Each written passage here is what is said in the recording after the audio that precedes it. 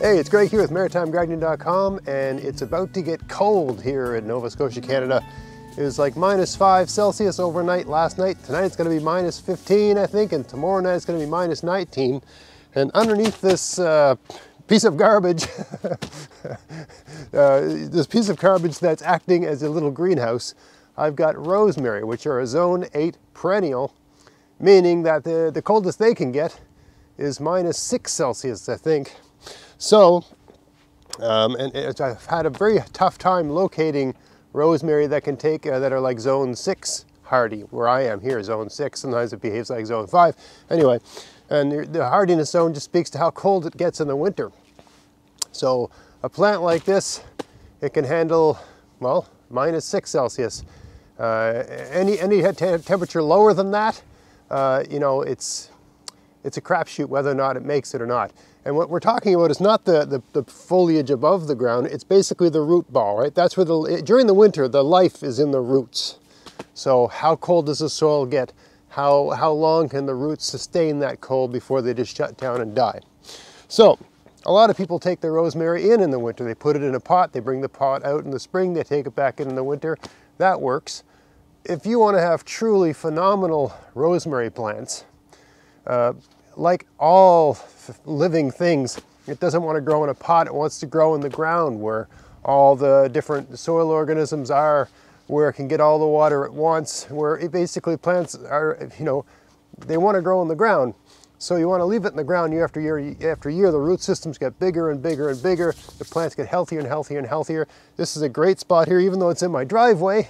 It's south facing, and there's no pavement in this little section here. It's just right in the ground. Not even particularly good soil, but these plants get bigger every year. So these plants have been here a couple of years now, and they basically almost triple in size every year. It's going to get cold, so I want to show you what I do. I just find it easier. You just put this on it in the winter and leave it there, and it survives most of the time, right? I've had them die before, but I used a different system. You know, every time I have a rosemary plant, every time I have a rosemary plant that doesn't make it through the winter, I just make a more elaborate winter greenhouse. This one here was just built, I think this was like a cage for like transporting a cat, that sort of thing, like a cat cage for travel. And I just took the bottom off of it and put some plastic over it. I got a couple pieces of wood painted black at the back there to attract heat. And I just put an extra layer on it. I just put like this garbage bag over it, almost like a condom sort of thing. Garbage bag over it, just to add an extra layer to hold heat in. Now it's a bit opaque, but it worked last year. I mean, basically I used old tarp plastic, not nice new stuff. So it's a bit opaque, but it worked. Another trick is to put some rocks that are dark in color. I mean, last year I had bricks that were painted black. And when I came out today, I just couldn't find them, probably because they're under the snow somewhere.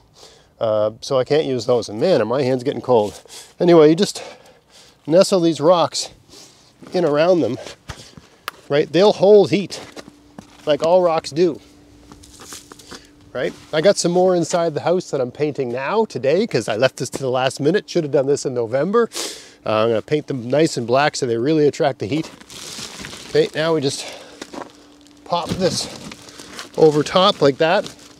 And now the final stage is to grab a shovel, and every time it snows, you just get some snow, right? I got another perennial here, but this is a hardy one. It can take the cold. So you don't have to worry about that one.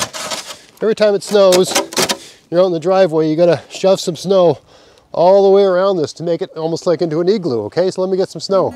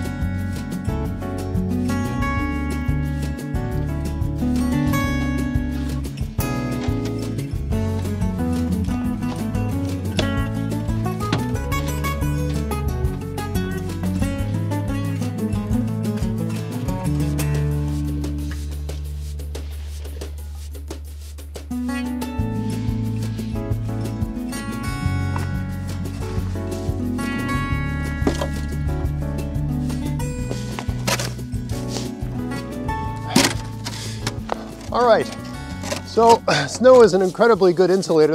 It's basically as good as styrofoam for all intents and purposes, if you're looking for a metaphor. So by basically getting the snow around the base of this thing, and then having the transparent membrane, letting the sun's light through. Even today it's overcast, but there is sunlight getting through. The sun's up, there is sun radiation getting through. It's not making a lot of heat, but in this microclimate where there's no wind, a degree of insulation and a degree of containment, that is to say, the heat can't escape inside of here the way it can escape my hands right now, which are turning into hot dog fingers as I speak. So we have a microclimate in here.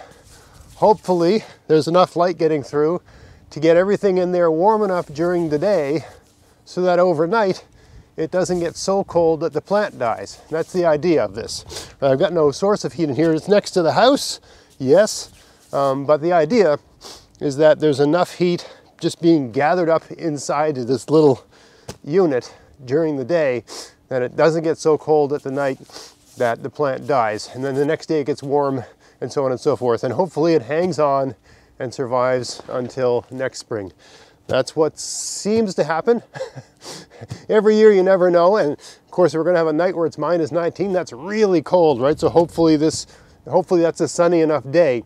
Usually here where I live, the really cold nights are accompanied by sunny days, and the really warm nights are accompanied by overcast days. Doesn't make a lot of sense, but that's how it seems to work in the winter anyway.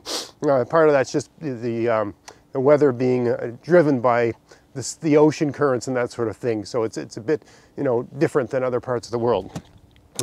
Anyway, great alternative. I've done videos on this before. I just wanted to show the sort of process, this little sort of cheap poor man's upgrade, just putting a garbage bag, it's one of these 45-gallon drum garbage bags, over the top of it, just added another little extra layer, a little bit of air pocket here. We'll see if that makes a difference. Hopefully in the spring, this thing will start growing again and I'll have even bigger and better rosemary than last year. So I hope you found that video interesting. If you did, please like, share, subscribe. And until next time, get out there, get at it, have fun in your garden. Thanks for watching.